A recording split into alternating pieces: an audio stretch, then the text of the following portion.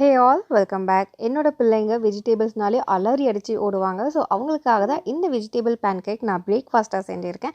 இது வந்து ஹெல்த்தியாகவுமே இருக்கும் அண்ட் டேஸ்டியாகவுமே இருக்கும். வித் க்ரீன் சட்னி நான் ப்ரிப்பேர் பண்ணியிருக்கேன். வீட்டில் வந்து கேப்சிகம், கேபேஜ் அண்ட் கேரட் இருக்குது. இதெல்லாம் ஃபைனாக சாப் எவ்வளோ ஃபைனாக சாப் பண்ண முடியுமோ சாப் பண்ணிக்கோங்க. ஃபுட் ப்ராசஸ் இருந்தால் நல்லா ஃபைனாக சாப் பண்ணி எடுத்துக்கோங்க. Tomato, onion, corn, cauliflower, broccoli இந்த மாதிரி எந்த வெஜிடபிள்ஸ் இருந்தாலுமே ஃபைனாக சாப் பண்ணி ஆட் பண்ணிக்கோங்க. 1 டேபிள் ஸ்பூன் மிளகாப்பொடி, 1 டேபிள் ஸ்பூன் மல்லிப்பொடி, தேவையான அளவுக்கு உப்பு, மஞ்சத்தூள், 3 கரண்டி கோதுமை மாவு, 1 கரண்டி ரவை ஆட் பண்ணியிருக்கேன். ரவை வந்து ஒரு கிறிஸ்பினஸ்க்காக. லைட்டாக வந்து கொஞ்சம் பேக்கிங் பவுடர் ஆட் பண்ணிக்கோங்க அண்ட் கொஞ்சம் கொத்தமல்லி இலை. இப்போ தண்ணி கொஞ்சம் கொஞ்சமாக ஆட் பண்ணிக்கலாம். கோதுமை மாவு ஆட் பண்ணுறதுனால நிறைய தண்ணி இழுக்கும். ஸோ தாராளமாக நீங்கள் ஆட் பண்ணுங்கள். பட் ஆனால் லிட்டில் பை லிட்டிலாக ஆட் பண்ணி ஒரு நல்ல ஒரு திக்கான ஒரு தோசை கன்சிஸ்டன்சிக்கு எடுத்துகிட்டு வாங்க. நல்லா மிக்ஸ் பண்ணிவிட்டு ஒரு 10 மினிட்ஸ் அளவுக்கு ஊற வச்சிடுங்க. ஒரு பிளேட் போட்டு க்ளோஸ் பண்ணிடலாம். இந்த பேட்டர் போதும். இதுலேயே வந்து நம்ம குழி பணியாரம் இல்லை வந்து தோசை மாதிரி பண்ணிக்கலாம். நான் இன்றைக்கி வந்து பேன் கேக் பண்ணலாம்னு சொல்லிட்டு இருக்கேன். பெஸ்ட் அண்ட் குயிக்காக முடிகிறது வந்து தோசை தவா. அது வந்து மீடியம் ஃப்ளேமில் வச்சு கூட நம்ம அழகாக டோஸ்ட் பண்ணி எடுக்கலாம். இன்கேஸ் இந்த மாதிரி குட்டி கடாயை எடுத்திங்கன்னா எந்த அளவுக்கு நீங்கள் பேட்டர் போர் பண்ணுறீங்களோ அந்த அளவுக்கு தான் ஃப்ளேம் வந்து இருக்கணும். ஸோ அதுக்கேற்ற மாதிரி நீங்கள் ஃப்ளேம் அட்ஜஸ்ட் பண்ணிக்கோங்க. இன்றைக்கி நான் லோ ஃப்ளேமில் வச்சு தான் நான் ஃப்ரை பண்ண போகிறேன். கீ லைட்டாக அப்ளை பண்ணிவிட்டு இதில் ஒரு 2 இல்லை 3 கரண்டி தேவைப்படுற அளவுக்கு உங்களுடைய பாத்திரம் எந்த அளவுக்கு இருக்கோ அந்த அளவுக்கு நீங்கள் வந்து ஆட் பண்ணிக்கோங்க. எட்ஜஸில் கலர் சேஞ்ச் ஆனதுமே ஸ்லோவாக டர்ன் பண்ணி போடுங்க. அவ்வளோதான், சூப்பராக ரெடி ஆகிடுச்சு. இன்கேஸ் உங்கள் வீட்டில் 2 தவா இருந்துச்சுன்னா 2 தவாயிலுமே ஒரே நேரத்தில் வச்சு நீங்கள் ப்ரிப்பேர் பண்ணி குயிக்காக எடுத்து முடிச்சிடலாம்.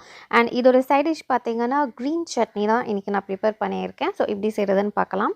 2 பத்த தேங்காய் பொடிசாக இந்த மாதிரி கட் பண்ணி எடுத்துக்கோங்க. அரை கட்டோரி உடைச்ச கடலை, 2 பச்சை மிளகா, கொஞ்சோண்டு இஞ்சி ஆட் பண்ணிக்கலாம். தேவையான அளவுக்கு உப்பு சேர்த்துட்டு இதை ஃபஸ்ட்டு கோர்ஸாக நல்லா கிரைண்ட் பண்ணி எடுத்துக்கலாம்.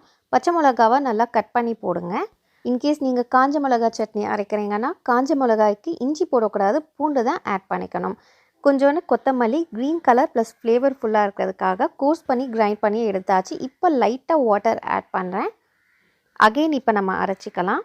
நிறைய வாட்டர் ஆட் பண்ணிங்கன்னா உங்களுக்கு அந்த கோர்ஸ் எல்லாம் வந்து ப்ராப்பராக கிரைண்ட் ஆகாது. அகெயின் இப்போ கொஞ்சம் வாட்டர் ஆட் பண்ணி அரைச்சி எடுத்துக்கலாம். அரைச்சாச்சு. ரொம்ப பேஸ்ட் பண்ணக்கூடாது. லைட்டாக கொஞ்சம் ரொம்ப மைன்யூட்டான ஒரு கோர்ஸ் வந்து நம்ம வாயில் படணும். ஒரு பேனில் 2 டேபிள் ஸ்பூன் ஆயில் ஆட் பண்ணியிருக்கேன். ஆயில் நல்லா ஹீட் ஆன பிறகு லைட்டாக கடுகு, கருவேப்பிலை இது ரெண்டும் ஆட் பண்ணிவிட்டு நம்ம ஃப்ளேமை ஆஃப் பண்ணி வச்சுட்டு ஒரு 2 மினிட்ஸ் அளவுக்கு அப்படியே ஆற விடலாம். நம்ம கொதிக்கிற எண்ணெயில் வந்து நம்ம சட்னி எப்போவுமே ஆட் பண்ணவே கூடாது. ஸோ இந்த சட்னிக்கு ஏற்ற கன்சிஸ்டன்சியில் நம்ம தண்ணி ஆட் பண்ணி கொஞ்சம் மிக்ஸ் பண்ணி எடுத்துக்கலாம். பேனில் இருக்க எண்ணெய் நல்லா கூல் டவுன் ஆகட்டும். ஒரு 10 மினிட்ஸ் நீங்கள் விட்டால் கூட பரவாயில்ல, நோ இஷ்யூ. ஸோ எனக்கு தண்ணியாக சட்னி இருந்தால் ரொம்ப பிடிக்கும். ஸோ இந்த கன்சிஸ்டன்சியில் நான் எடுத்திருக்கேன்.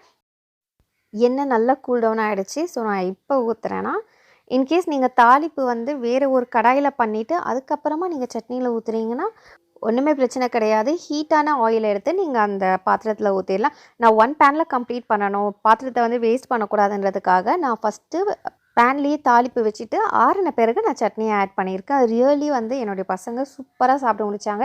எனக்கு பயங்கர ஹாப்பி. ஏன்னா வந்து மார்னிங்கே பார்த்திங்கன்னா அவங்க வயிற்றுக்குள்ளே வெஜிடேபிள் ஃபைபர்லாம் வந்து நல்லா லோட் ஆகியிருக்கு.